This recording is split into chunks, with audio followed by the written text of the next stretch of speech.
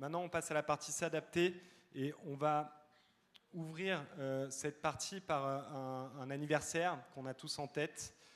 C'est la Bérarde et on accueille pour ce faire David Binet, directeur de l'agence RTM Alpes du Nord.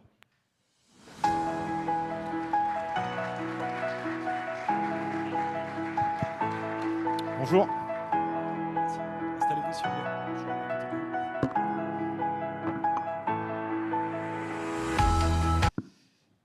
David, on a le challenge d'arriver à expliquer un sujet multifactoriel que tout le monde a en tête et on pense aussi évidemment à nos amis suisses avec Blatten. Cet anniversaire a marqué au cœur le monde de la montagne. L'idée était d'en faire une synthèse technique, scientifique pour essayer d'en tirer des enseignements. Et c'est la mission qui vous a été confiée. Et vous avez la capacité de nous expliquer en 10 minutes qu'est-ce qu'on a compris de cet épisode particulièrement marquant. Est-ce que d'abord, pour les non-spécialistes de la montagne, vous pourriez nous expliquer ce qu'est RTM ? Oui, je vais faire très rapidement parce qu'on n'est pas là pour parler du RTM, mais le RTM, c'est un service qui est un vieux service de l'administration des eaux et forêts qui a construit des ouvrages et des plantations pour limiter les risques naturels en montagne ou les contrôler. Et depuis une cinquantaine d'années, qui a des missions qui concernent tous les départements alpins et pyrénéens d'appui à l'État et aux collectivités pour la prévention des risques naturels. D'accord, vous êtes un opérateur de l'État et vous travaillez à ses côtés pour les éclairer sur certaines prises de décision. Concernant la Bérarde plus spécifiquement, est-ce que vous pourrez nous rappeler très concrètement les conséquences de cet épisode compliqué ? Oui, alors, du coup, il y a une photo que j'ai sélectionnée parce qu'elle est assez parlante. Pourquoi cette photo ? Parce que vous en avez vu déjà tous passer, les photos de la Bérarde. Cette photo, c'est pour rappeler que ce qu'on n'aime pas dans les torrents, c'est les cailloux. Évidemment, l'eau, c'est un vecteur, mais ce qu'on n'aime pas, c'est les cailloux, et les cailloux qui arrivent et les cailloux qui partent. Et c'est ce qui s'est passé à la Bérarde. Et l'autre illustration de cette photo, c'est que c'est un hameau ancien. Le hameau, il existait déjà au Moyen-Âge. Il y a 200 ans, il était à peu près dans la configuration actuelle. On n'est pas du tout sur un aménagement. C'est pas une inondation d'un lotissement construit dans les années 80. On est vraiment sur quelque chose qui illustre le bouleversement qu'on voit en haute montagne. Mais est-ce que c'est seulement le hameau de la Bérarde qui a été touché par cet épisode ? Mais je savais que vous alliez me poser la question, j'étais sûr. C'est pour ça qu'il y a une diapo. C'est parce qu'on l'a bien travaillé. Ouais. Cette diapo permet d'illustrer que la crue, elle a concerné tout le Haut-Vénéon, que ce qui s'est passé à la Bérarde, c'est 66 bâtiments qui ont été touchés, dont 16 qui ont été totalement détruits. Donc c'est beaucoup. À Laval, il y a eu aussi une dizaine de bâtiments qui ont été touchés. Il y a eu des routes qui ont été emportées. Il y a des campings qui ont été dévastés. Donc ça coûte très cher et c'est impactant. Mais aujourd'hui, je vous propose de parler que de la Bérarde parce que le caractère exceptionnel de l'événement, il se concentre sur l'eau du bassin versant. Et derrière moi, vous voyez, donc à droite, il y a le hameau de la Bérarde et un peu le grand rectangle, c'est le vallon de Bonnepierre, qui est d'un affluent de l'Étançon qui se jette dans le Vénéon. Et on en reparlera tout à l'heure. Ce vallon de Bonnepierre est très intéressant dans le retour d'expérience. On voit avec ces premières images à quel point ça a été puissant, ce qui s'est passé à la Bérarde. Si on doit résumer cette puissance que vous nous présentez en images, en quelques chiffres clés, ça donne quoi ? Ce qui est intéressant, je vous ai dit, les cailloux, c'est ça qu'on n'aime pas dans les torrents. Et ce qui est intéressant, c'est de voir l'évolution du cône de déjection sur lequel est bâti le hameau de la Bérarde. Et donc, en chiffres clés, ce qui a été apporté comme matériaux en haut du hameau, il y a 300 000 mètres cubes de matériaux qui ont été transportés par des phénomènes torrentiels, dont 200 000 qui se sont déposés ici. Et 200 000 qui se sont déposés, ça veut dire des engravements jusqu'à 14 mètres par endroit. Donc là, le avant-après, il est assez marquant là-dessus. Mais ce qu'on voit un peu moins, c'est tous les phénomènes d'érosion qui ont suivi. Et avec notamment la chapelle qu'on a vue. La chapelle, elle a été dévastée par les érosions qui ont suivi les jours d'après. Ce qui est intéressant sur cette photo aussi, c'est de voir qu'est-ce qui fait que c'est exceptionnel, la Bérarde. C'est au fil du temps, on n'a jamais vu ça. On n'a jamais vu un tel événement à la Bérarde. Il y a plein de crues historiques qui sont documentées. Le torrent est allé à droite, il est allé à gauche, il a déposé des matériaux, il a inondé les maisons. Mais là, en un seul événement, il y a l'ensemble du cône des déjections qui s'est construit au fil des millénaires. L'ensemble du cône a été balayé par la crue. et aller au-delà du cône géologique. Donc c'est en ça que parler de période de retour de cet événement, c'est très compliqué. C'est-à-dire que c'est jamais vu, on parle de temps géologique, alors que sur les crues, on a l'habitude d'avoir des références centennales, millénales, décamillénales, mais pas des phénomènes aussi exceptionnels. Des dégâts matériels gigantesques en termes humains, quel est le bilan de ce triste épisode? Donc il n'y a pas eu de victimes. Il n'y a pas eu de victimes, et si vous voulez, j'y reviendrai, mais il n'y a pas eu de victimes parce qu'il y a eu une évacuation préventive la veille de camping. La veille, il y a eu des évacuations, et on était loin d'imaginer ce qui pouvait se passer quand même. Et puis pendant la crue, pendant la nuit, du 20 au 21, pendant la nuit, il y a eu plus d'une centaine de personnes qui ont été évacuées. Et très clairement, ça reste dans l'ombre, c'est pas très visible des médias. Mais très clairement, il y a la mairie et la préfecture qui ont pris des décisions qui étaient très compliquées à prendre, qui s'avèrent après le coup évidentes, mais ce temps-là qui reste finalement caché est une des explications du fait qu'il n'y ait pas eu de victimes. C'est jamais arrivé, donc c'est jamais facile d'expliquer un phénomène quand c'est une première. Vous avez quand même essayé de le faire. Est-ce que vous pouvez nous donner les premiers enseignements un an après de cette rétro-analyse ? Oui.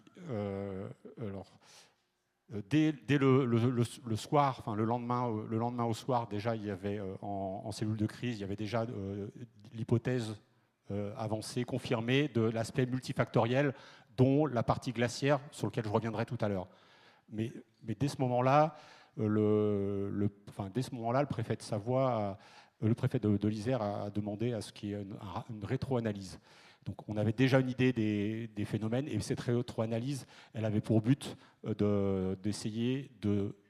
Le but final, c'était de dire est-ce que cet événement peut se reproduire ?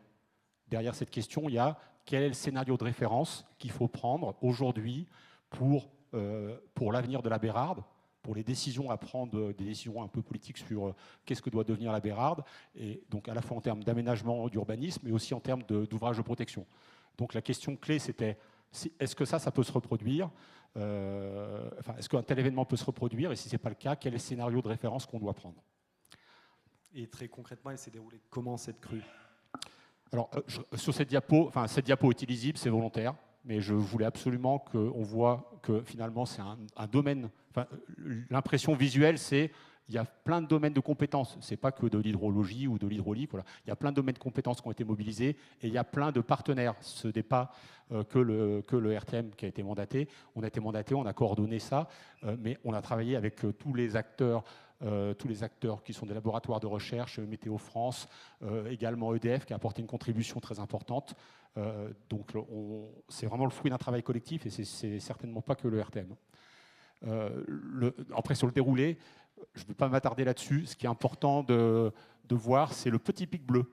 Le plus fort, les premiers débordements, ça correspond au petit pic bleu. Le petit pic bleu, c'est ce qui est constaté en termes de débit à l'aval de la Bérarde. C'est du factuel du débit.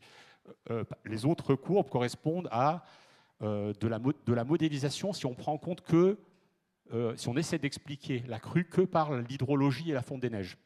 Donc là, on voit, c'est un élément important du diagnostic, là on voit qu'il s'est passé quelque chose qui ne s'explique pas uniquement par la pluie et la fonte des neiges. Ça veut dire que la vidange de la glacière, c'est l'explication principale de cette crise ? Alors, c'est une explication importante, pas principale, c'est importante, c'est-à-dire que s'il y avait eu que la vidange de la glacière, il n'y aurait pas eu ça. Mais par contre, ce qu'il faut retenir en termes de la conclusion de la rétroanalyse, c'est les trois facteurs qui se sont combinés. Donc c'est une concomitance de trois facteurs rares. Il a plu beaucoup, jusqu'à 3000, 3005, 4000 mètres. Donc la pluie, elle était rare, mais ça n'explique pas le phénomène. À ça, c'est rajouter une fonte des neiges. La fonte des neiges, s'il faut essayer d'en mettre une période de retour au seul événement, la fonte des neiges un 21 juin à cette altitude, on est sur une période de retour de 20 ans. Donc là aussi, c'est rare. Si on cumule la fonte des neiges et les pluies, la précipitation, on est sur du centennal. Donc, indépendamment, avant même de l'intrant glaciaire, on est déjà sur une crue centennale qui a un lien avec le changement climatique. Et l'aspect glaciaire, c'est ce qui est venu apporté une grosse partie des matériaux. Ce qui s'est produit, c'est qu'il y a un lac glaciaire et même tout le glacier qui a contribué à se vidanger en début de crue. C'est ça le petit pic bleu. Au début, avant même le gros de la crue, il y a une vidange glaciaire qui a apporté de l'eau et qui a apporté plein de matériaux en bas du vallon des Étançons. Tout ce qui venait de la Meige, donc le vallon, il y a beaucoup d'eau qui venait de la Meige, sans trop de matériaux, mais ça a permis de transporter ces matériaux jusqu'à la Bérarde. Donc il y a vraiment une conjonction de 3 facteurs qui, combinés, aboutissent à un événement exceptionnel dont on ne sait pas vraiment donner une période de retour. J'en profite juste pour souligner qu'il y a Bruno Demolis dans la salle qui est vraiment spécialiste des épisodes glaciaires et périglaciaires, et que donc si vous avez des questions, il sera évidemment à votre disposition pour y répondre. En 1 minute, parce qu'on n'a presque pas tenu le timing, Bono. David, est-ce que vous pourriez nous préciser les conclusions que vous avez tirées de ce travail et quelles sont les prochaines étapes, s'il vous plaît? Alors, des conclusions immédiates liées au rapport de rétroanalyse sur la Bérarde. Il y en a 2, donc c'est assez factuel, c'est consensuel. Il y a un rapport de rétroanalyse que vous pouvez voir en ligne si vous souhaitez avoir plus d'informations. Le premier élément, c'est la réponse à la question de dire quel est le scénario de référence qu'il faut retenir à l'avenir. Et ben, la conclusion, c'est de dire un événement comme ça, c'est exceptionnel, mais aujourd'hui, il peut se reproduire. Donc, quand on parle d'aménagement du territoire, c'est ce type de scénario à la Bérarde qu'il faut reprendre en compte. Le deuxième enseignement, c'est le fait que l'idée de faire, donc c'est pas la mienne, c'est celle du préfet de l'Isère, l'idée de faire une rétroanalyse en englobant tous les acteurs, ça s'est avéré, enfin tous les acteurs techniques et scientifiques, c'est avéré une très bonne idée après coup, parce que ça a permis d'aboutir à un consensus. C'est quand même compliqué quand il y a beaucoup d'acteurs. Voilà, ça a permis à ce que tout le monde parle d'une seule voix dans un contexte où il y avait une très forte pression médiatique et une très forte émotion. Et donc ça, c'est important. En termes de retour d'expérience, je pense que c'est quelque chose qu'il faut penser. Il faut penser aussi à ces aspects-là, faire parler les experts d'une seule voix pour éviter de semer un trouble dans l'esprit des gens et des médias. Donc ces 2 enseignements liés à la Bérarde. Il y a un troisième enseignement qui est un peu plus général, on voit bien aujourd'hui qu'il ne faut pas prédire l'avenir en regardant le futur. Donc c'est assez évident pour plein de monde. Cet événement illustre totalement ça. C'est-à-dire que ça ne s'est jamais produit, mais finalement c'est ça qu'il faut prendre en considération aujourd'hui quand on parle de choix d'aménagement du territoire dans ces secteurs-là. Après, j'ai 2 autres conclusions un peu plus personnelles. Là, on voit bien, et c'est un peu le cœur du métier de tous ceux qui travaillent dans les risques naturels en montagne, la clé, c'est de l'humilité. Et il faut gérer, et avant tout, que ce soit l'expert ou le décideur, il faut gérer des incertitudes. Dans l'expertise, plus on parle de changement climatique, plus c'est compliqué, plus les incertitudes qui déjà étaient fortes dans les risques naturels deviennent considérables. Donc c'est très dur de dire, il ne faut pas attendre des scientifiques et des techniques de dire quels sont les choix qui sont à faire, quelle est la règle en 2050-2100, quel sera l'état des connaissances. C'est-à-dire il restera beaucoup d'incertitudes, elles seront importantes. Et donc, sur ce plan-là, il faut être en capacité d'avoir des positions qui sont du cadrage, qui sont subjectives et qui dépassent le champ des techniques et du scientifique. Il y a des choix à faire, qui est comment je prends en compte des incertitudes dans l'aménagement du territoire, avec un grand écart entre les 0 à 20% d'augmentation des précipitations extrêmes en moyenne sur la Savoie, à des événements comme la Bérarde, où finalement c'est 10 fois plus que ce qu'on aurait imaginé. Je vous remercie pour cet éclairage et merci à tous pour votre attention. Vous aviez un dernier point? Un dernier point apparemment. Oui, non, un dernier point qui était, c'est un peu lié à ça aussi, c'est qu'il faut être aussi, faut qu'on ose aussi afficher des scénarios. Donc Blatten est une illustration, la Bérarde est une illustration des scénarios où finalement ce qu'on considère comme une succession d'hypothèses défavorables, qu'on ose en tout cas le prendre en considération et puis l'afficher, notamment dans une logique de gestion de crise, d'anticipation des crises. Merci beaucoup pour cet éclairage sur la Bérarde.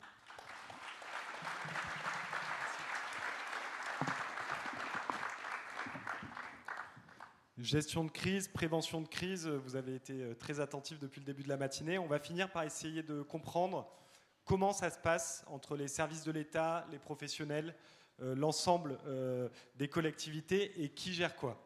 Et pour ce faire, je vais inviter sur scène Claude Jacot, qui est adjoint à la sécurité, à la montagne, à la mairie de Chamonix. Maxime Delolme, chef du service interministériel de défense et de protection civile. Caroline Brobecker, chef du service de restauration des terrains en montagne de Haute-Savoie. Héloïse Divol, chef de service aménagement et risque, direction départementale des territoires. Et Jean-Marc Vengeon, qui représente le syndicat national des guides de montagne, qui est également chef transition et territoire de montagne de Parme.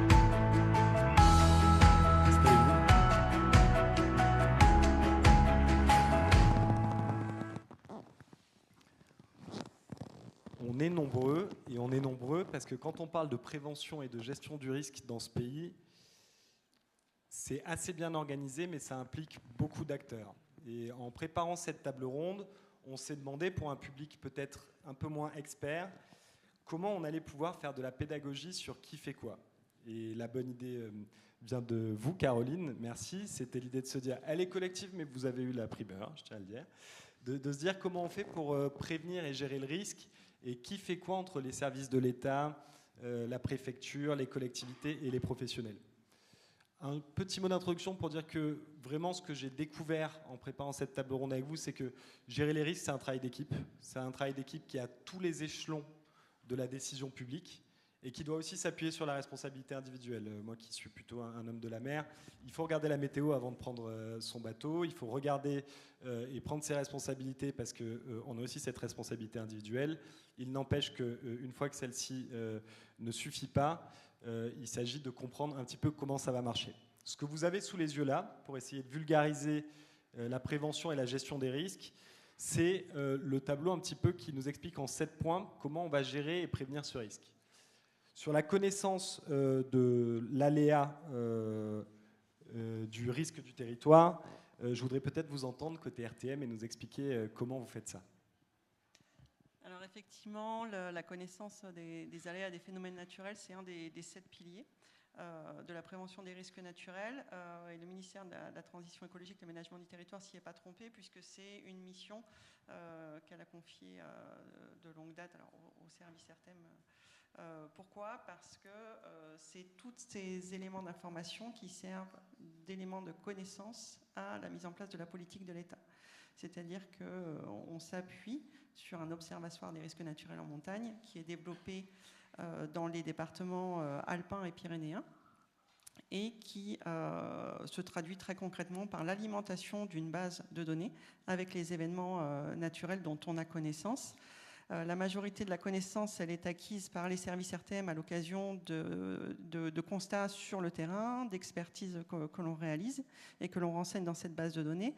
Elle est aussi complétée par tous les événements dont on peut avoir connaissance, notamment des événements anciens qu'on est allé récupérer dans des revues historiques, dans des études réalisées par d'autres que nous, dans des événements aussi contemporains à travers des éléments qu'on découvre dans la presse, etc. Donc elle ne se veut pas exhaustive, mais elle constitue déjà un sérieux socle de travail.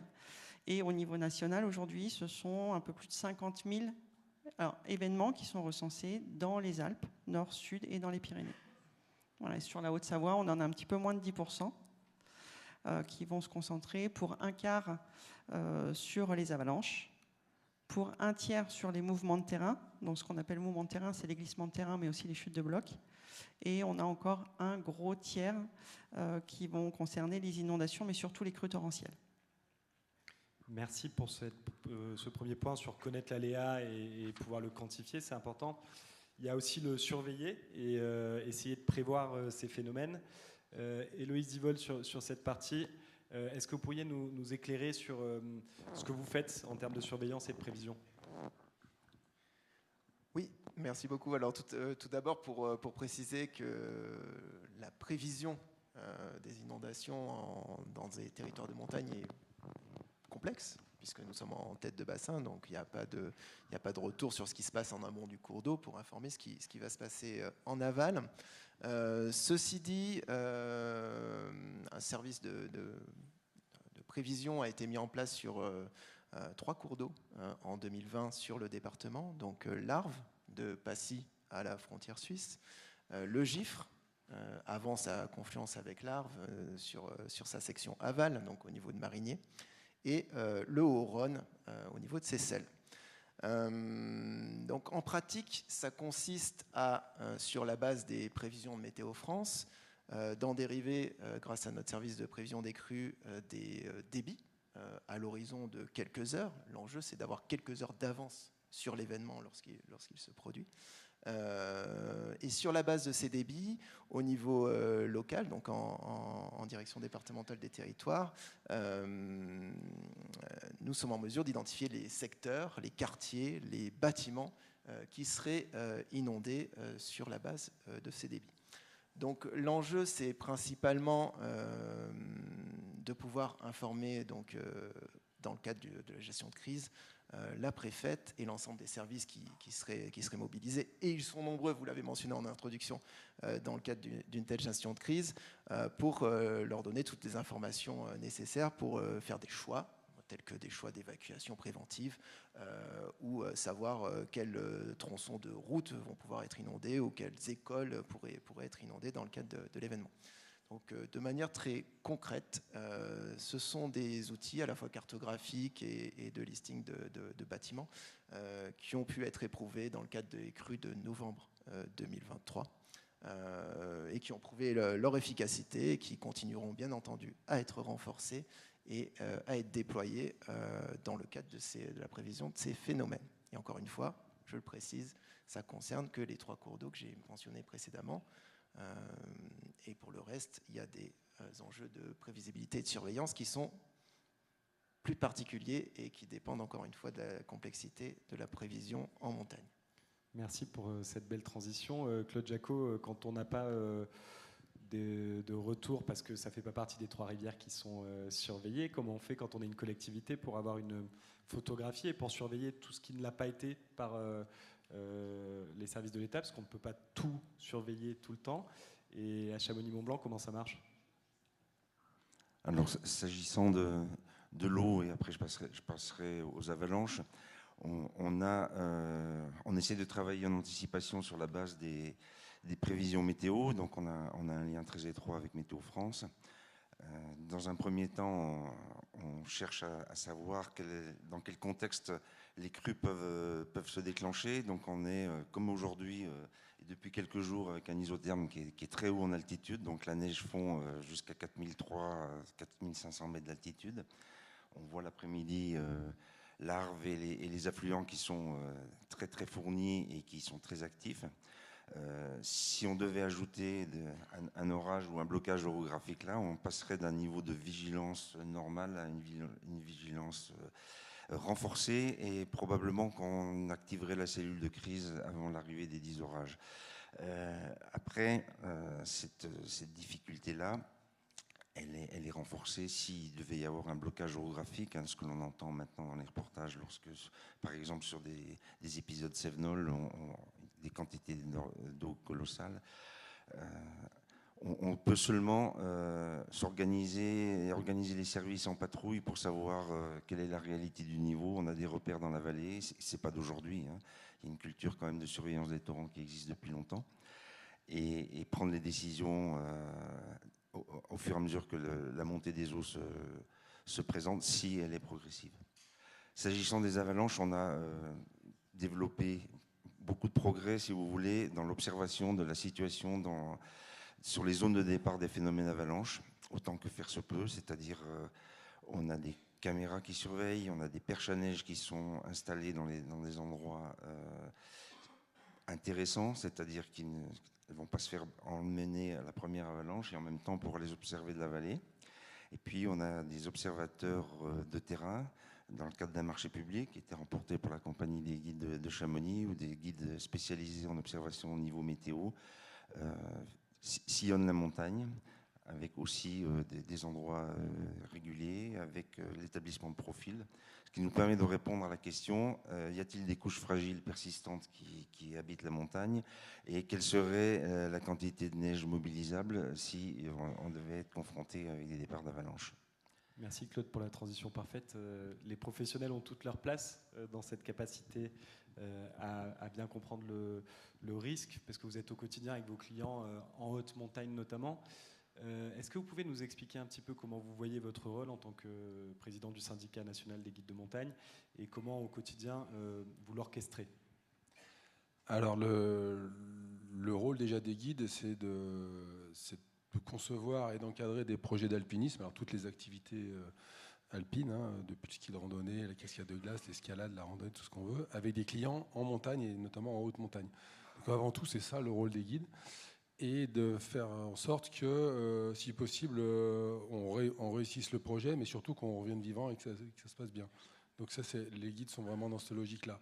Et de fait, ils sont implantés un peu de partout sur le territoire alpin et pyrénéen.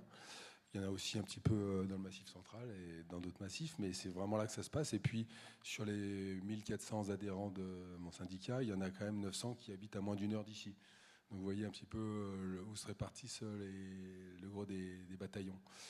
Le fait qu'on soit tout le temps là-haut, de tout temps, les guides, ils sont aussi souvent pas forcément enracinés et rattachés, parce que les guides maintenant, la plupart, c'est des citadins qui ont fait de la montagne et qui ont décidé d'en faire leur métier. C'est plus forcément l'enfant du pays. Ça existe aussi, mais c'est un mélange. Et il n'empêche qu'on est organisé à travers des structures, des compagnies et des bureaux de guides, dont la plus célèbre et la première, c'est la compagnie des guides de Chamonix, qui porte le nom de compagnie, mais qui est une structure qui mutualise du travail. Ils sont quelques centaines, donc c'est vraiment l'emblème du métier. Et de fait, ils ont un rapport au territoire et aux autorités et à la collectivité locale sur laquelle ils habitent. Donc il y a des liens très forts qui se nouent entre ces équipes de guides et puis les mairies et les acteurs du territoire. Donc il y a de l'info qui circule. Donc ils sont présents dans les commissions de sécurité, ils discutent avec les mairies et tout ça. Donc en fait, de tout temps, ça s'est passé comme ça. Et puis, ce qui s'est passé depuis quelques années, on a vu l'émergence de changements profonds. En fait, les guides, c'est pas des scientifiques, les guides, c'est des profanes, mais qui travaillent le terrain de près. Et on avait donc des repères qui nous permettaient d'avoir une bonne connaissance de comment ça marche là-haut. On sait que quand il fait tel temps, telle succession de temps, on va plutôt là ou pas là, parce que là, ça va être dangereux, ainsi de suite. C'est ces repères qui font notre crédibilité, notre légitimité pour essayer d'assurer la sécurité des projets en montagne. Et c'est ces repères qui sont, comme expliquait David, qui sont remis en cause, parce que finalement, dans un climat qui change, c'est des repères qu'on a établis au fil des décennies dans le climat d'avant. Donc, est-ce qu'ils sont toujours pertinents? Est-ce qu'on voit tout? Est-ce qu'on sait tout? C'est pas notre savoir profane, il est un petit peu remis en cause. Alors, il n'est pas nul, mais en fait, on s'est dit, on a besoin quand même d'échanger sur ce qui bouge et qui est différent d'avant. Donc, ce qu'on a fait, alors, dans un cadre de projet, on s'est dit, nous, on est là-haut, on voit plein de choses bouger, et il faut qu'on en parle entre nous, qu'on en parle aussi aux autres pratiquants de la montagne, et puis qu'on en parle aux scientifiques et aux autorités. Donc, on a monté un projet qui s'appelle Regard d'altitude, qui est un projet d'observation collaborative, de sciences collaboratives, comme il en existe sur d'autres sujets, comme ça existe sur la faune et la flore, le CREA fait ça très bien, ainsi de suite. Depuis des années, nous, on s'est dit, là, on a besoin d'un truc un peu équivalent. Donc, on a monté ce projet-là avec d'autres partenaires. Donc, les labos, vous avez vu qu'il y a plusieurs labos, dont ceux qui étaient partenaires de l'étude sur la Bérarde, qui sont aussi par ailleurs regroupés au sein d'une association qui s'appelle le Pôle Alpin Risque Naturel, dont je suis salarié par ailleurs, c'est mon autre casquette, j'en profite pour en parler, et qui fait l'interface entre les scientifiques et les collectivités à travers un programme de la Convention interrégionale de Massif des Alpes. Donc c'est la région Auvergne-Rhône-Alpes, la région PACA, plus l'État à travers l'Agence nationale des cohésion du territoire, qui, ce programme-là de gestion intégrée des risques naturels, vise à rendre concret ce cercle-là de gestion intégrée des risques à travers différentes phases et tout ça, à l'échelle des communautés de communes sur les Alpes, en disant ok, mais ça c'est les risques pour les Vaucomcom, c'est pas un sujet externe, on va venir vous parler un service, un tel ou un tel, chacun avec sa propre logique. Non, c'est un sujet central de vos territoires que vous devez mettre dans vos politiques de territoire et intégrer dans vos réflexions. Donc c'est ça le but. Et après, chaque organisme apporte sa pierre et tout ça, mais quelque part, le chef d'orchestre, il est local. Donc ça, c'est le rôle du Parn.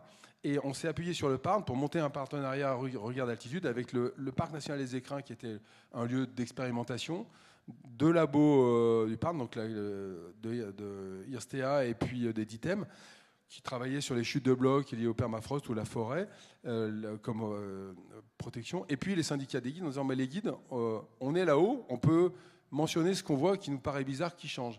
Ça ne veut pas dire qu'on fait un diagnostic de risque, c'est dire, oh, ok, nous ça, on ne l'avait pas vu avant, voilà ce qui se passe. Alors soit un éboulement, soit un glacier qui change de forme, un lac, une arête, finalement il y avait une arête, et puis maintenant, l'arête elle est double. C'est bizarre, il y a 2 arêtes parallèles. Donc il s'est passé quelque chose. Donc signaler des choses qui nous paraissent bizarres, et après, regard d'altitude, c'est porter, donc ces données, elles sont facilement observables à partir d'une petite appli sur un téléphone, tout un chacun peut le faire. Et puis les données sont centralisées à l'Observatoire des sciences de l'univers de Grenoble, c'est-à-dire c'est un organisme transversal de ces laboratoires pour favoriser l'observation scientifique. Alors depuis les planètes jusqu'à n'importe quoi. Et ces données, elles sont bancarisées là-bas et tout le monde peut s'en servir. Alors en premier lieu, les RTM, ils ont été associés à la démarche pour bénéficier de ces observations profanes. Et au milieu de ça, parce que les RTM, ils sont au contact des communes et tout ça, mais c'est plus facile d'observer les choses là où il y a des acteurs et des gens et des enjeux, parce que c'est là qu'on nous dit, tiens, voilà. Alors, en haut, il y a moins... Donc nous, on essaye de combler cet angle mort de vision sur ce qui se passe en disant, nous, on a vu des trucs, alors on ne sait pas si c'est important. Et du coup, ça rajoute finalement des événements disponibles pour le RTM. Et la charge de boulot à eux, c'est de se dire, tiens, ça, est-ce que ça peut être grave? Est-ce que ça peut engager des choses en cascade, comme on a vu? Et ça, nous, on ne le fait pas du tout. C'est juste, on poste des trucs.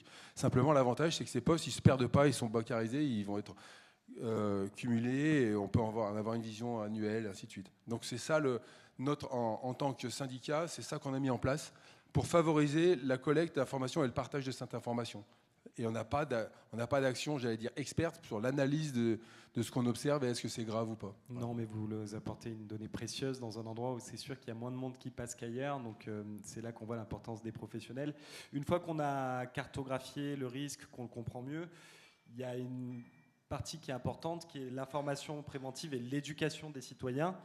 Et là-dessus, Maxime Delhomme, est-ce que vous pouvez nous expliquer un petit peu ce que vous faites ? Oui, bonjour à tous. Donc effectivement, l'information préventive est une étape importante de la gestion des risques, car elle permet à chaque citoyen d'être vraiment acteur de sa sécurité. Et donc l'enjeu pour les services de l'État, et notamment du service interministériel défense protection civile, mais également de la DDT, c'est bien sûr d'accompagner les collectivités, développer cette culture du risque par la mise à disposition justement de ces connaissances qu'on a évoquées dans le premier pilier, la mettre à disposition et permettre aux citoyens d'en avoir une lecture facilitée, rapide et surtout intégrer justement ces éléments, puisque chaque citoyen, même si en montagne, le retour d'expérience montre que les habitants sont particulièrement acculturés aux risques, aux aléas auxquels ils sont exposés, il y a des enjeux aussi sur la population touristique. Et donc, il y a vraiment donc, ce rôle qui est de diffuser ces informations. Et donc, à travers cela, on peut aussi évoquer la question du site Géorisque, qui permet à chaque citoyen de savoir à quel risque autour de lui il est confronté. L'information acquéreur-locataire aussi, qui rentre dans ce champ-là. Le dossier départemental des risques majeurs, qui permet sur chaque commune de lister les risques auxquels et menaces chacun est exposé. Et donc, pour terminer aussi, ce qui est important, c'est à travers cette connaissance des risques par les citoyens, c'est pour pouvoir développer les bons comportements. Les comportements de sauvegarde qui permettent de se mettre à l'abri, de ne pas sous-estimer les aléas naturels, puisque bien souvent, dans les catastrophes de type inondation, souvent les conséquences dramatiques sont souvent issues de mauvais comportements. Donc il y a vraiment un enjeu effectivement à travailler là-dessus. Et on fait la promotion également de la JNR, Journée nationale de la résilience, donc qui a son point d'orgue le 13 octobre. Mais plus largement, c'est l'ensemble des actions que l'on pousse auprès des collectivités, des associations qui visent effectivement à accompagner, à montrer aux citoyens comment nos chaînes de secours, comment nos chaînes de sauvegarde de population sont structurées pour mieux se préparer. Une donnée de l'État consolidée, claire, accessible à tous les citoyens. Claude, Jean-Marc, en complément de ça, quand on veut éduquer des citoyens dans des territoires particuliers comme Chamonix-Mont-Blanc ou dans des espaces comme la haute montagne, quels sont les outils que vous avez à disposition ? Alors, nous avons la chance d'avoir à disposition un outil, mais qui est davantage qu'un outil. C'est l'Office de haute montagne, connu également sous le vocabulaire de la Chamoniarde, Et la Chamoniarde a été créée en 1948 et l'Office de haute montagne en 1974, ou 1972, pardon. Et donc c'est un lieu dans lequel on peut, à titre d'individu pratiquant de la montagne et de la haute montagne, trouver toute information nécessaire, que ce soit sur les conditions du moment de la montagne. Donc si vous y allez cet après-midi, vous pourrez avoir des renseignements d'actualité. Les prévisions météo, bien entendu. Ces informations, elles consistent avec des informations transmises par exemple par les gardiens de refuge, par les guides de haute montagne, et également par les alpinistes qui ont pratiqué telle ou telle course et qui souhaitent faire partager les constats qu'ils ont pu avoir sur l'état de la montagne. Donc principalement c'est notre outil, mais cet outil, enfin la Chamoniarde est également très active sur les actions d'information, de prévention au niveau des élèves des écoles primaires de la vallée qui peuvent être accueillis sur l'espace Prévrisque avec un animateur dédié. Ensuite, il y a des actions qui sont faites en direction de certaines sections du club des sports qui souhaitent préparer les jeunes et informer. Et également des stages pratiques sur le déplacement en sécurité sur la montagne et l'haute montagne. Jean-Marc, quand on est guide de haute montagne, on doit gérer le risque au quotidien, mais vous avez un rôle d'éducation vis-à-vis des gens que vous accompagnez ? Alors, notre statut, c'est éducateur sportif. Donc, dans la branche éducateur sportif, on peut choisir d'aller plutôt vers la performance sportive, les entraîneurs, ainsi de suite. Et puis le reste du temps, c'est à travers les projets qu'on monte, c'est un peu de l'éducation populaire. On amène les gens à mieux connaître la montagne, à connaître ses codes, à la respecter, ainsi de suite. Et le milieu naturel, en tant que fragile, les zones, on a parlé des zones nouvellement déglacées avec les nouveaux écosystèmes qui sont en place, ça va faire partie aussi de notre boulot, de voir comment on respecte ces choses-là. Voilà. Donc ça, bien sûr, on est là-dedans. Et puis, à un niveau plus, j'allais dire, macro et structurant, on travaille dans des territoires qui sont soumis à des crises récurrentes. Alors la Bérarde, c'était quand ça fait mal le 21 juin dernier à la Bérarde, il n'y a pas que la Bérarde et le Vénéon qui a souffert. De l'autre côté du col du Lotaret, la Valouise, plein d'autres vallées ont ramassé aussi autour du parc des Écrins. Et on s'est rendu compte que un des débriefs qui a été fait sur ce territoire-là, autour du parc des Écrins, dans le cadre aussi des réunions avec Regard d'altitude, c'est qu'il y avait besoin de s'organiser pour échanger de l'information validée en temps réel, ainsi de suite. Un peu comme ce qui se fait, le modèle, c'est, j'allais dire ce que vient de dire Claude, avec l'Office de la haute montagne.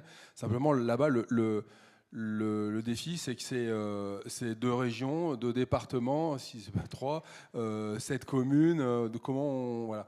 Donc en fait, il y a une réflexion qui est en train de commencer à partir, qui est porté par Arnaud Murgia, le maire de Briançon et président du parc des Écrins. Donc ça va être de nouveau un territoire d'expérimentation pour voir comment on peut partager entre différents acteurs, les sociopros de la montagne, les secouristes qui sont aussi clients, utilisateurs et pourvoyeurs d'informations, parce que avec leurs interventions en hélico, ils voient assez bien ce qui se passe sur le terrain. Et puis, comment on partage cette info vers les communes et les offices du tourisme pour que les gens, quand ils sont accueillis pour leur séjour, ils aient la bonne info. Et c'est un vrai sujet parce que soit on donne des infos pour pas alarmer, on va dire allez-y, c'est bien, c'est facile, sauf que actuellement la passerelle elle est coupée, elle n'existe plus. Le gardien du refuge dit non mais stop, arrêtez de m'envoyer des gens en basket, moi c'est de la haute montagne. Donc en fait on a besoin de calibrer les infos et de faire passer les choses à la fois sans être naïf, mais pas non plus alarmiste inutilement. Donc ça c'est quelque chose pour améliorer ce flux d'informations, j'allais dire au quotidien. Et l'investissement dans cette structure d'information, c'est de se dire, ok, mais quand ça va être la crise, tous les réseaux d'information fiabilisés qu'on aura mis au quotidien au service des conditions déjà fluctuantes, sans parler des extrêmes, ils seront déjà là et ils seront mobilisables de manière fiabilisée quand ça va être la crise, parce qu'on a un truc extrême qui nous tombe dessus. Et typiquement, avant de parler des conditions en haute montagne, il faut déjà savoir si la vallée est accessible par la route, si les passerelles existent, ainsi de suite. Et ça, le parc des Écrins essaye de le faire, mais on a besoin de regrouper les infos. Donc en fait, vous voyez que ces crises sont des accélérateurs de maturation aussi, de structuration entre tous les acteurs d'un territoire. Et le territoire, il peut être complexe, comme je vous l'ai dit, si on prend le domaine, moi en plus je suis guide au bureau de la Bérarde, donc c'est l'ironie du sort, c'est que j'étais vraiment aux premières loges pour voir les dégâts que ça fait sur une vallée et comment on a du mal à se restructurer et se réorganiser pour travailler.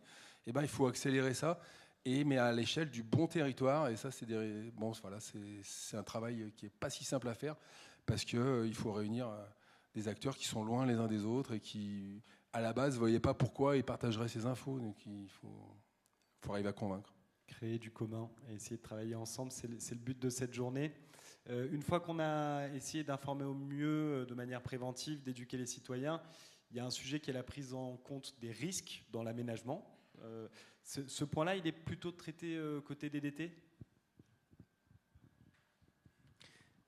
Oui, tout à fait. Fondamentalement, l'ensemble de la connaissance, donc toutes les informations, toute la connaissance de l'aléa, toute la connaissance des risques sur le territoire, les informations qui sont collectées, a vocation à être rassemblées dans des documents publics qui permettent du coup de prendre en compte ces risques dans l'aménagement. Alors, le document le plus connu, c'est certainement le plan de prévention des risques, donc PPR, qui rassemble dans un document unique. Je le dis unique parce qu'en Haute-Savoie, nous avons souhaité avoir des PPR multi-risques qui rassemblent l'ensemble des aléas dans un seul document, qui du coup va rassembler l'ensemble de la connaissance de ces aléas et en dériver des prescriptions, donc des zonages réglementaires, qui vont restreindre les possibilités de construction pour ce qui est des bâtiments neufs, et éventuellement mettre en place des prescriptions sur les bâtiments existants, prescriptions à chaque fois adaptées à l'aléa naturel en présence. Donc l'avantage, c'est le fait d'avoir un document unique qui fait la synthèse et qui qualifie de manière réglementaire la manière dont on va prendre en compte les risques sur le territoire. Mais cette transparence et ce caractère holistique, ça a évidemment un prix. Ce prix, c'est que l'élaboration d'un plan de prévention des risques rassemblant l'intégralité de la connaissance et mettant à jour la connaissance sur un territoire sont des procédures qui prennent beaucoup de temps, en pratique de l'ordre de 5 ans. Et encore, parfois je suis optimiste quand je dis 5 ans. Et le PPR n'est pas suffisant en soi. Il a donc besoin d'être complété par d'autres documents plus agiles, par exemple notamment pour prendre en compte l'évolution des aléas, certaines évolutions de ces aléas étant bien entendu liées au changement climatique. Et donc la manière de prendre en compte ces évolutions, ce sont ce que nous appelons les portées à connaissance. Donc les portées à connaissance, ça rassemble plusieurs objets qui, d'un point de vue formel, sont portés à connaissance de la commune, donc ou bien en surcouche ou bien en remplacement du PPR, et qui vont permettre d'informer le maire dans la délivrance des autorisations d'urbanisme sur la commune. Donc fondamentalement, c'est ensuite, juridiquement je veux dire, ensuite les autorisations d'urbanisme seront instruites sur la base notamment de la prise en compte de l'article R111.2 du Code de l'urbanisme, qui prévoit notamment, je simplifie, mais globalement, l'idée c'est que s'il y a une problématique de sécurité publique liée à la construction d'un bâtiment, la construction peut être soumise à des prescriptions, voire être intégralement refusée, ce qui est le cas lorsqu'il y a connaissance d'un risque, d'un aléa fort sur l'emplacement de la dite construction. Donc, il y a 2 grandes typologies de portée à connaissance. Déjà, je l'ai dit, ça peut être en remplacement du PPR, c'est-à-dire que certaines communes sur le département n'ont pas de PPR, puisque nous estimons qu'il est plus opportun de mettre en place ce qu'on appelle des cartes des aléas, qui sont la base de la connaissance de l'aléa naturel sur la commune. Cette carte des aléas ayant l'avantage de pouvoir être modifiée facilement, sans mettre en place une procédure qui dure 5 ans. Ça peut être assez rapide si nous avons connaissance d'un nouvel aléa sur le secteur. Ou bien il y a des portées à connaissance plus restreints à la connaissance d'un risque nouveau qui peut être identifié, expertisé par les sachants. Nous faisons d'ailleurs souvent appel au service RTM pour expertiser l'aléa qui découlerait d'une observation suspecte. Et dans ce cas, il y a un porté à connaissance qui va pouvoir s'ajouter au PPR lorsqu'il y en a un, et la somme PPR plus portée à connaissance sur les événements qui auraient eu lieu après l'approbation du PPR permet d'avoir une information à jour et d'aménager le territoire de manière cohérente avec le risque en présence. J'en profite pour terminer en disant que sur la Haute-Savoie, l'ensemble des communes sont dotées ou bien d'un PPR ou bien d'une carte des aléas, ce qui permet de faire cet exercice du coup sur tout le territoire. Merci. On a donc une cartographie très claire des risques de l'aménagement qui éclaire les collectivités locales dans les décisions qu'elles ont à prendre. Il y a aussi une réduction des risques qui est possible et Claude, ça est arrivé déjà à Chamonix-Mont-Blanc qu'on doit réduire des risques. Est-ce que vous pourriez nous expliquer un peu, pour illustrer par l'exemple toutes ces notions qui sont parfois un peu administratives, un peu techniques, ce qui s'est passé pour la gestion du lac des Bossons? Oui, alors c'est une histoire qui se déroule entre 2019 et fin juillet 2023. D'un petit lac très photogénique et apprécié des quelques promeneurs qui fréquentaient le coin. On reçoit une information de la part des glaciologues qui disent on s'intéresse à ce lac et on va suivre son développement parce qu'il pourrait y avoir potentiellement des enjeux.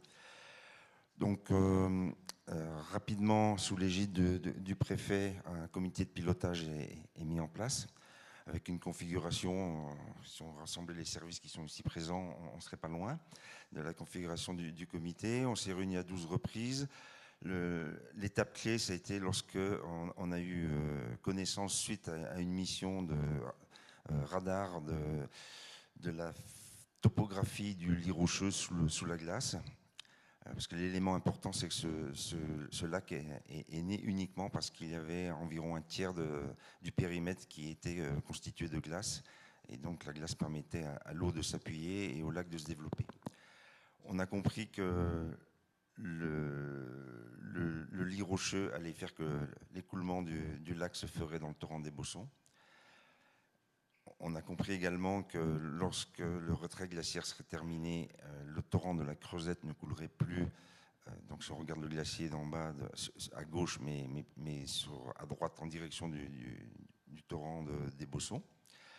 À partir de là, il a fallu construire des hypothèses de travail pour savoir comment on pourrait intervenir sur ce lac avant qu'il n'ait atteint son volume maximum qui avait été estimé aux environs des 33 000 m3, soit une dizaine de piscines olympiques environ, et parer à une vidange brutale, c'est-à-dire que la glace cède sous le poids de l'eau et emmène tout ça. Et on savait également lors des travaux qu'à partir de 20 000 m3 et une vidange brutale, on pouvait potentiellement avoir des phénomènes de lave torrentielle qui soient créés et qui soient amenés à traverser le village des Bossons. Donc on construit le devenir de ce lac, on est construit dans ces échanges de comités de pilotage et tout le travail intermédiaire qui est fait, bien entendu, les possibilités de solutions envisagées pour retenir celle qui est de creuser un chenal dans la glace, donc à la surface, afin d'obtenir une vidange progressive du lac glaciaire. Et c'est ce qui s'est produit. Les travaux ont eu lieu fin juillet. Et si on regarde les informations dont il disposait en 2022, c'est que probablement le lac aurait disparu à l'automne 2023 ou au printemps 2024. La chaleur et la fonte de 2023 ont fait qu'à l'automne, le glacier était remonté de telle manière qu'il n'y aurait plus de lac. Et après, grâce au travail, un peu de réussite, il faut garder l'humilité. Dans ces circonstances-là, la solution envisagée a parfaitement fonctionné. Et les habitants des Bossons n'ont pas vu passer la moindre vague. On a seulement tous constaté après coup qu'effectivement, le débit du torrent était multiplié par 3. Merci, c'est un mot qui est revenu beaucoup dans la préparation de cette table ronde, l'humilité, parce que vous avez beau essayer de tout prévoir, il y a quand même énormément de choses qui continuent à nous surprendre, et le réchauffement climatique crée une incertitude assez forte. Il n'empêche que sur la réduction du risque, il y a d'autres programmes portés notamment par la DDT. Est-ce que vous pourriez nous en dire un mot, s'il vous plaît? Oui, tout à fait. Alors, je souhaitais notamment insister sur un programme qui est porté par le syndicat mixte d'aménagement de l'Arve et de ses affluents, donc le SM3A, qui est le programme d'action sur la prévention des inondations, donc, qui rassemble une centaine de communes. Et parce que en fait, c'est un programme qui fait une somme d'actions cohérentes et complémentaires entre elles, justement pour réduire la vulnérabilité autour de l'Arve. Donc c'est un programme qui rassemble une cinquantaine d'actions pour un montant total de 70 millions d'euros sur 7 ans, entre 2020 et 2027, dont un peu plus d'une quarantaine de millions d'euros subventionnés par le Fonds de prévention des risques naturels majeurs, plus connu sous le nom de Fonds Barnier.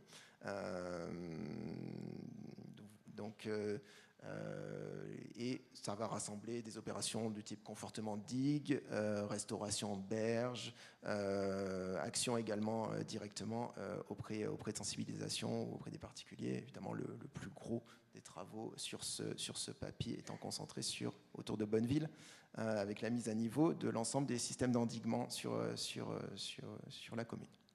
De manière plus générale, effectivement, l'État se positionne en appui des collectivités territoriales qui vont porter des opérations de réduction de la vulnérabilité et mobilise notamment donc, le fonds Barnier, je l'ai mentionné, et le fonds vert qui a ajouté des possibilités de cofinancement supplémentaires. Donc, c'est ainsi plus de 20 millions d'euros qui ont été délivrés en subvention depuis 2022 sur l'ensemble des risques naturels, dont 10 millions d'euros au titre du PAPI que je viens de mentionner, et 3 millions d'euros au titre de la prévention des risques d'origine glaciaire et périglaciaire, donc, qui est le risque le plus directement généré par le changement climatique, que ce soit par augmentation de l'occurrence de certains phénomènes glaciaires ou la génération intégrale d'un risque nouveau.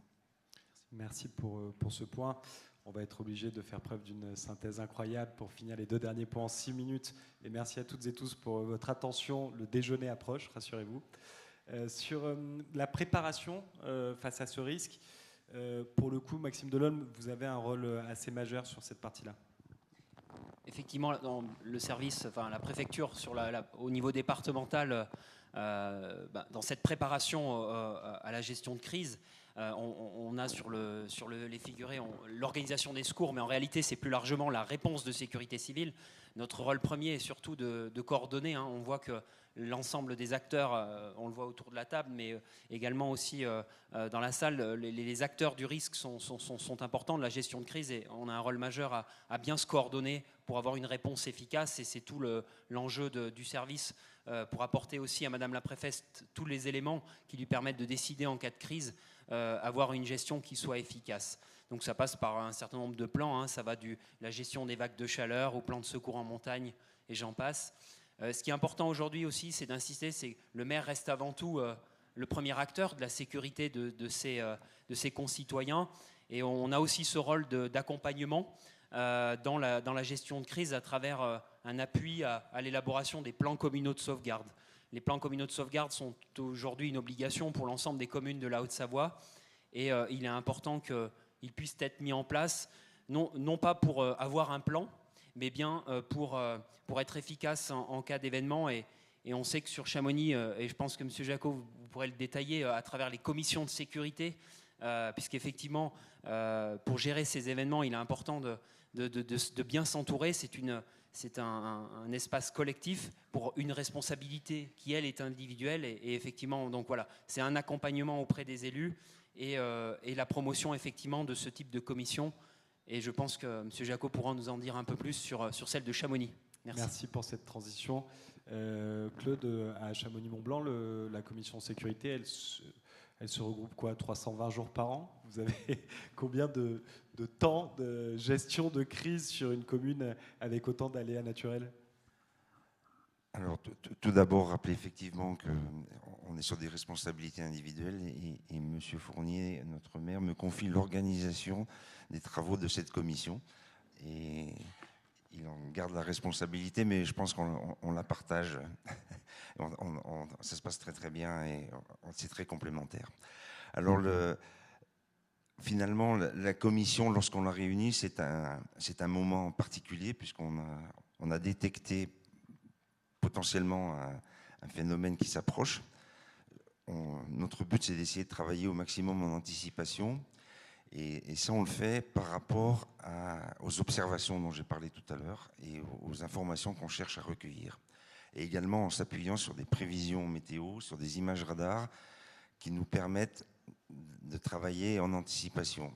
Mais la commission, elle peut aussi être réunie s'il y a quelque chose qu'on n'a pas vu arriver et qui nous tombe dessus. Je dis tomber dessus parce que lorsqu'on regarde la forme de la vallée, on a cette vallée plate assez étroite avec 2 murs de chaque côté. Ça illustre bien la nature des dangers qui existent sur la commune. L'observation, elle est continue. Donc la réunion de la commission, c'est juste une décision qui a été prise dans l'équipe qui travaille là-dessus, parce que je travaille surtout pas tout seul, avec les services, avec Météo France, je l'ai dit, avec les observateurs météo de la compagnie, bien entendu. On regarde tout ça et on se réunit parce qu'on a décidé de le faire. Si on prend sur la commission avalanche, on essaye d'intégrer aussi le fait où est-ce qu'on en est dans la saison. Est-ce qu'on est à un moment où la vallée est pleine? Quelle incidence, quelles conséquences supplémentaires pourrait avoir la fermeture d'une route rendue nécessaire par la situation neigeuse et qui continue ou qui s'est arrêtée, mais avec des avalanches. On est passé il y a très longtemps d'une situation où on disposait de très très peu d'informations à des fermetures de la route du col des Montets, par exemple, parce qu'il y avait une avalanche qui était descendue. Donc on fait passer l'info, ça passe plus, c'est pas la peine d'y aller et on ferme. Aujourd'hui, l'usage de la voiture, l'organisation de la vie, le rythme de vie fait que c'est complètement différent. Donc on cherche à travailler, lorsque la situation est simple ou classique, avec au moins 12 heures d'avance. Si on avait un phénomène beaucoup plus important qui se présente, par exemple d'importantes chutes de neige de type 99, voire plus, on se rend compte qu'il faudrait, par exemple, qu'il n'y ait pas de voiture ou de véhicule dans la partie amont de la vallée, c'est-à-dire au-dessus de Servoz. Parce que l'accès au tunnel du Mont Blanc serait rendu difficile en termes de circulation. Et si on était amené à fermer, ou s'il y avait un événement, ça viendrait carrément saturer la vallée. Donc et si on s'appuie sur ce qu'on a vécu le 17 avril de cette année, 40 cm de neige, c'est une chute de neige supérieure à ce qui était identifié à basse altitude. Les arbres ont déjà leurs feuilles, les arbres cassent, on met en carafe le réseau électricité. Ça se complique, pendant 3 quarts d'heure, on n'a ni internet, ni téléphone, ni électricité. Et les 2 tunnels tombent en rade. Hein. Sécurité obligatoire, le tunnel du Mont Blanc ferme. Le tunnel des Chavants, vu sa longueur, il s'arrête également. Et on est tous coincés dans la vallée. Alors, fort heureusement, ça n'a pas duré trop longtemps. Mais de la cellule réunie en mairie, tout de suite, il apparaît assez évident qu'au niveau départemental, il faut prévenir gendarmerie, les services de secours, parce que s'il y avait une évacuation sanitaire rapide à faire, on pourrait être en difficulté. Alors le jour où on voit arriver un gros événement, on serait peut-être amené, avec 72 heures d'avance, parce que c'est le temps qu'il faut pour procéder à faire passer les mesures de confinement ou d'évacuation, à demander à ce que le tunnel du Mont Blanc soit fermé dans 48 heures. Et pas fermé en bas à Cluse, hein, fermé avec déviation sur 20 milliers. Donc voilà le scénario qui pourrait se produire et les adaptations qu'on pourrait être amené à prendre. Il nous faudrait être convaincant, parce que je pense que les décisions se prennent loin de Chamonix, mais par rapport à un épisode brutal de neige. Okay, j'étais un peu long, désolé. Non, pas de souci. Vous vouliez illustrer la manière dont vous réfléchissez aussi à tous les scénarios qui sont en place. En 1 minute chacun, parce que chacun a son rôle à jouer et que tout le monde va commencer à avoir un petit peu faim, est-ce que vous auriez la gentillesse de nous préciser comment on prend en compte le retour d'expérience? On va peut-être commencer avec RTM. On en a eu un exemple très concret avec la Bérarde et la rétroanalyse. Est-ce que vous vouliez nous dire un mot de plus sur cet enjeu de l'importance de la prise en compte du retour d'expérience? Oui, alors le retour d'expérience, c'est essentiel pour pouvoir se projeter sur l'avenir, adapter toutes les politiques de l'État, des collectivités et tous les documents dont on a parlé. On a évoqué aussi ce matin que des événements, il y en a eu de longue date. Ils évoluent au fil du temps, mais voilà, récemment on a la Bérarde, mais moi j'en ai un en tête, alors j'étais pas née, mais qui est 1970, donc un glissement de terrain au niveau du plateau d'Assy, sur la commune voisine de Passy, où en fait une conjonction un peu comme la Bérarde, multifactorielle, d'enchaînement météo dans d'un contexte de prédisposition géologique, a conduit à un gros glissement de terrain qui est venu finir sur les sanatoriums pour enfants du plateau d'Assy et qui a entraîné la mort de 71 personnes, dont 56 enfants. Cet événement-là, il intervient 2 mois après un autre événement majeur qui se produit à Val d'Isère, en Savoie, qu'on a appelé communément l'avalanche de l'UCPA, qui lui-même entraînait la mort de 39 personnes et 37 blessés. Évidemment, ces événements-là suscitent un émoi profond dans la population, mais interrogent aussi beaucoup les services de l'État à l'époque sur la prise en compte des risques naturels en montagne et les outils qu'on a à disposition pour pouvoir gérer ça. Et en fait, ces événements-là constituent la politique, c'est les bases de la politique de prévention des risques naturels portée par l'État, avec dès 1970 l'obligation dans les plans d'occupation des sols d'intégrer les risques naturels. En 71, c'est les plans d'exposition aux risques naturels. En 74, c'est les cartes Zermos. Et tout ça se découle jusqu'en 95 avec un document qui est plus synthétique, qui est les plans de prévention des risques qui ont été évoqués tout à l'heure. Ça ne date pas d'hier et chaque événement un peu tragique permet aussi à la politique de la prévention et de la gestion des risques d'évoluer et de se nourrir. Maxime Delhomme, vous vouliez rajouter quelque chose ? Oui, tout à fait. Autre exemple, en 1987, donc au Grand Bornand, effectivement 24 morts suite à la crue torrentielle du Born. Et donc voilà, suite à cet événement, une politique dédiée à la surveillance et l'accompagnement des campings à risque de protection.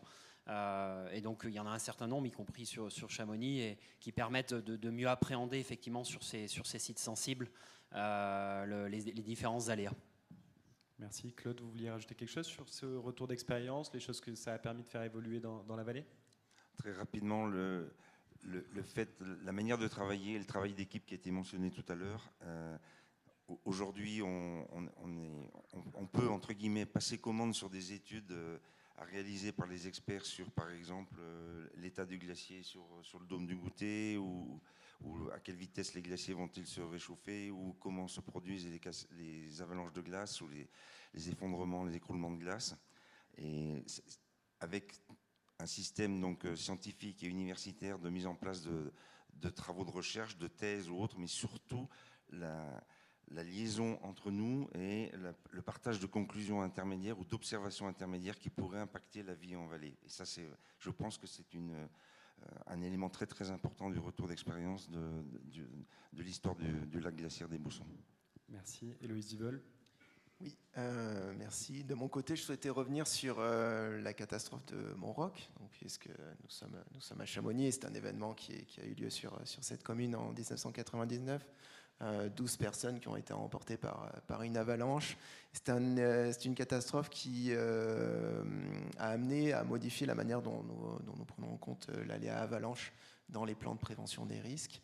Donc de manière très concrète, en sus de l'aléa classique centenal qui crée notamment les zones rouges qui sont principalement inconstructibles et les zones bleues qui sont constructibles avec des prescriptions, sont ajoutées des zones jaunes qui correspondent à un aléa pluricentenal, donc l'aléa de référence exceptionnelle, qui permet à la fois de mettre en place quelques prescriptions sur la non-construction de bâtiments nécessaires à l'organisation des secours en période d'avalanche, et la non-construction d'établissements recevant du public lorsqu'ils ne disposent pas d'un dispositif de confinement adapté. Donc de manière concrète, ça permet donc à la fois ces prescriptions, ça permet aussi d'informer les occupants qu'ils sont dans un secteur où des avalanches de référence exceptionnelles peuvent se produire, ce qui permet de faciliter la préparation à ce type d'événement. Voilà. Merci Jean-Marc Vengeon, vous aurez le mot de la fin. La pratique de la montagne et les 100 plus belles courses, on en parlait en préparant cette table ronde, elle a évolué avec cette gestion du risque ? Oui, alors je vais avec ma double casquette, je vais prendre 2 fois plus de temps, mais Non, vous avez 1 minute quand même. juste pour dire, avec la casquette gestion des risques au niveau des collectivités, ainsi de suite, moi je dirais que ce que j'ai vu évoluer depuis les 20 ans que je travaille au pôle alpin risque naturel, c'est la mise en place d'une vraie culture de travail en réseau et de mobilisation des acteurs. Et l'illustration de ça, c'est le plan d'action, le plan de prévention des risques d'origine glaciaire par glaciaire qui a été lancé en 2022-2023 par le ministère de l'écologie, qui faisait suite à de nombreux travaux, les têtes rousses et tout ça, et qui consacre le fait que oui, il va falloir mettre de l'argent sur la connaissance, sur la science, mais les préfets et donc les services sont aussi chargés d'organiser des moments de concertation, d'échanges et tout ça, et que tout ça, c'est pas du temps perdu, c'est vraiment de la solidité, de la robustesse pour notre gestion. Donc ça, pour moi, c'est un marqueur culturel important vers cette résilience dans un monde qui change. Ça, et après, côté guide, oui, nous, comment dire, au niveau retour d'expérience, au niveau du syndicat, on s'est doté d'un outil de retour d'expérience. Alors, il y a les accidents, il y a une déclaration, on a l'info, et on s'est dit, comme dans l'aéronautique, on a besoin de collecter aussi les presque accidents et les incidents et les trucs qui ne sont pas passés comme prévu et de les partager parce que c'est de ça qu'on apprend. C'est tellement important que dans l'aéronautique, les sociétés aéronautiques qui ne mettent pas une procédure de collecte des incidents et des erreurs ou des écarts à la norme non intentionnels, ils perdent leur certification IATA, ils n'ont plus le bon niveau de sécurité. Donc si c'est important pour les pilotes d'avion, on s'est dit pour nous aussi. Et donc en fait on est en train on a mis ça en place cet outil depuis quelques années et c'est aussi un changement de culture progressif d'accepter de partager ces petites galères, ces petits trucs comme ça, c'est pas passé loin mais bon on s'en est bien sorti à l'échelle d'une profession.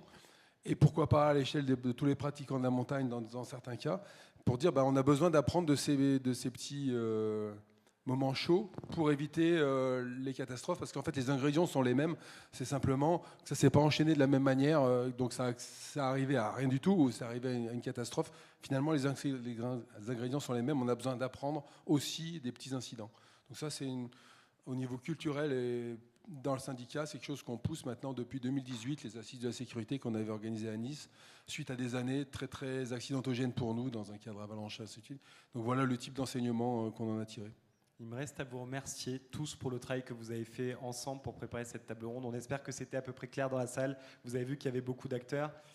La bonne nouvelle, c'est que je vous annonce qu'on est sur le moment de la pause déjeuner, après toute la tension de la matinée. On vous donne tous rendez-vous à 14h30. Merci beaucoup.